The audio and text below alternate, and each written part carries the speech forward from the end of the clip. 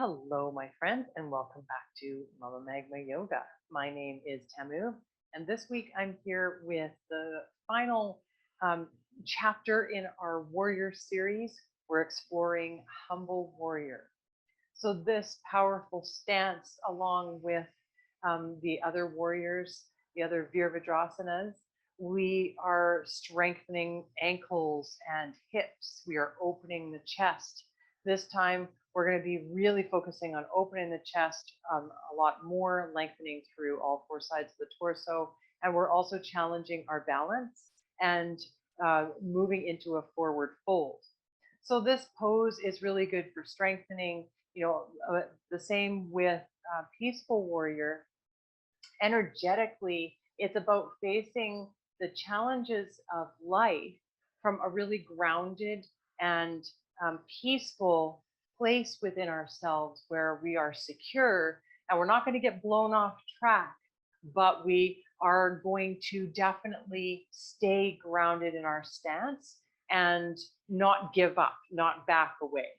And so I'm really excited to practice this with you. So I hope that you can find some comfortable clothing, hop into something that feels good to practice in, roll out your mat, and let's get started. All right, so let's get started with our humble warrior. So as with peaceful warrior and warrior 1 and warrior 2, we're going to go into this pose from our downward facing dog. So let's come down to the ground. Let's find our tabletop position, wrists underneath the shoulders, knees directly underneath the hip points.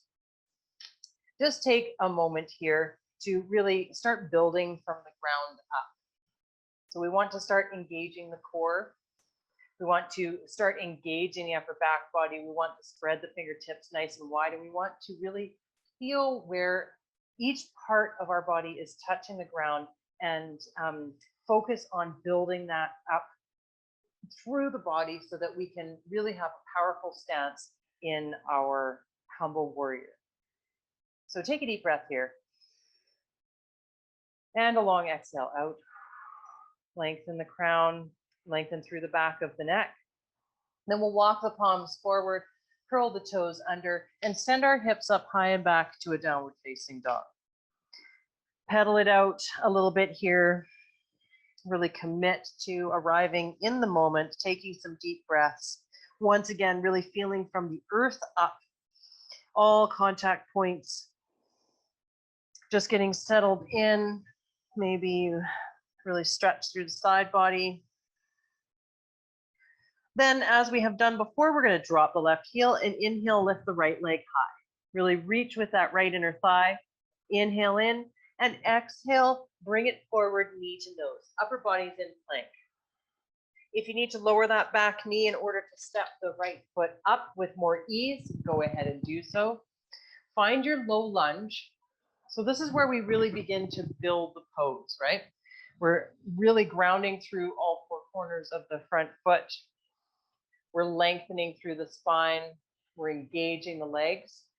We're going to go ahead and lift that back knee. And we're going to pivot the back foot so that it's at a 45-degree angle.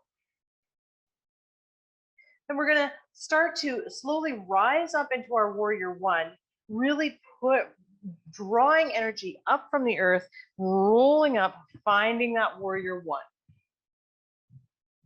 Adjusting your stance, peeling back with the right hip crease, strength in that left leg.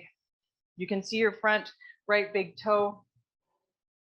You may want to create more space between your feet so that the legs and the feet are hip width distance apart. And we're shining the hip points forward. And inhale, rise the fingertips up towards the sky. Shine the heart forward, lift the sternum, lengthen down through the tailbone. So we're really grounding into this posture here. Finding our strength, finding our warrior 1. We know to keep lots of space between the palms, drop the shoulders away from the ears. Inhale, perhaps you look up. And then on an exhale, we're going to rain the fingertips down and interlace them behind us. So here's the shoulder opener part of this posture. So you can bring the palms nice and in together, or if you're not quite there yet, you can bring them more to a square. When I first started yoga, this even was really hard for me. So do your best. I even had to do some poses with my my fingers not interlacing. So forgive yourself, be gentle with yourself, be kind to yourself. Know that progress happens the more you practice. So we're going to interlace the fingers and press the knuckles down and away. So here we have our chest opener. We're in our warrior one. Heart is shining forward. We're opening at the chest. We're hugging navel to spine.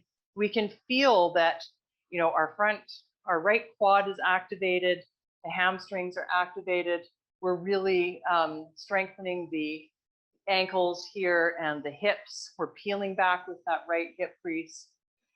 And then we've got our bind and we're really opening the chest, opening the shoulders.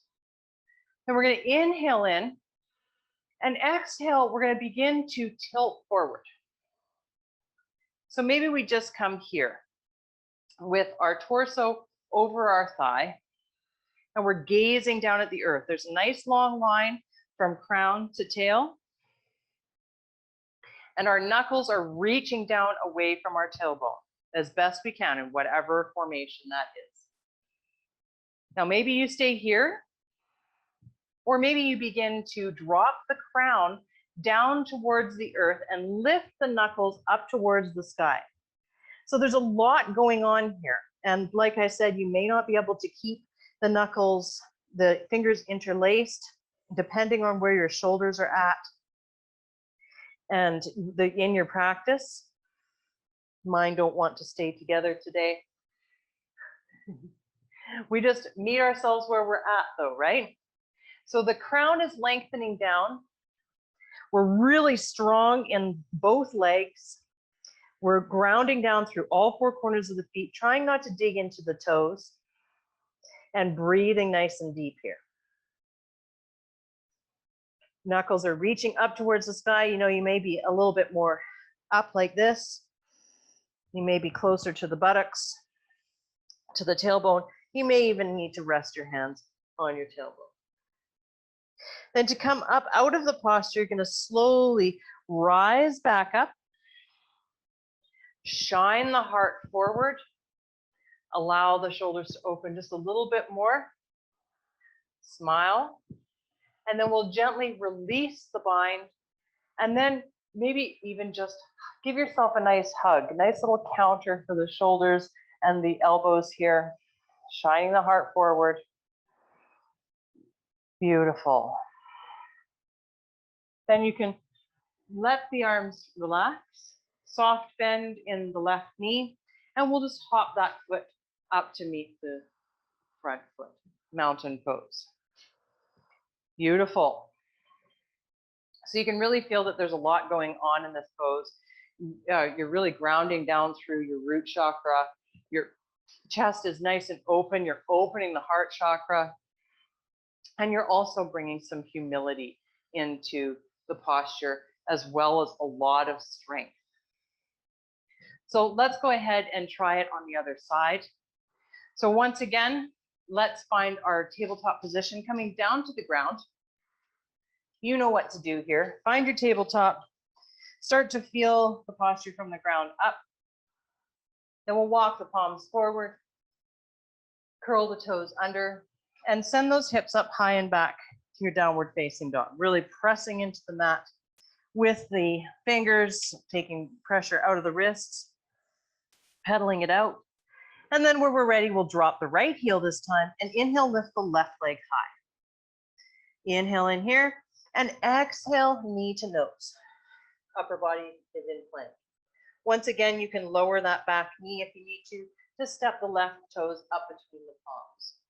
Find your low lunge here. Crown is shining up towards the heavens, nice long line from crown to tail. Heart is open. Then we're going to curl those back toes under if they're not already. And we're going to lift the back knee, pivot on the back foot so it's at a 45-degree angle, and really start to build strength from the ground up, really feeling our connection as we roll it on up into our warrior one. Peeling back with that right hip crease, really finding strength in the back leg. Back hip is, or femur is rotating in. We can see our front big toe. And we'll reach our fingertips up towards the sky, really reaching up and beginning the process of opening the heart, relaxing the shoulders away from the ears, and really beginning to ground down into this stance. So you're slicing into the knife edge of that back foot. You're grounding into all four corners of the front foot, reaching the fingertips up towards the heavens. Perhaps you even inhale and look up. And then exhale, we're going to float the fingertips down like we did on the other side and interlace them behind the tailbone. So this time we're going to do it with the opposite thumb on top. Just a little yoga for the brain here. And we're once again going to shine that heart forward. So just meet yourself where you're at today. You know, wherever, however your fingers are interlacing is totally fine. You're working to lengthen down and away from the tailbone, but meet yourself where you're at today. So we're opening the chest. Take a deep breath in. And on an exhale, you're going to begin to fold forward. So once again, maybe you're here. Maybe this is as far as you go today. Keeping a nice long line from crown to tail. Torso is hovering over the thigh. Or perhaps you begin to lower the crown, bringing the crown of the head down towards the earth and raising the knuckles up towards the sky. Stretching through the shoulders, opening the chest, lots of strength in the front leg. You can really feel the hamstrings working here. You can really feel the calf muscles working here. Try not to grip through the toes. Allow the arms to reach up towards the sky. Then when you're ready, we'll begin to roll it back up, finding our warrior one. Shine the heart forward, once again, pulling back with that left hip crease, and then we'll gently release the fingertips. Beautiful. Then we can find our soft bend in our back knee and hop that back foot up to meet the front, finding our mountain pose. So I hope this little breakdown helps you to move in and out of this pose a little bit easier, helps you to understand a little bit more of the dynamics going on there. If you have any questions, any comments, please leave them below this video. Give a like to this video, subscribe to my channel. And so I hope to see you again on the mat. Thank you for being here. Have an awesome day. Namaste.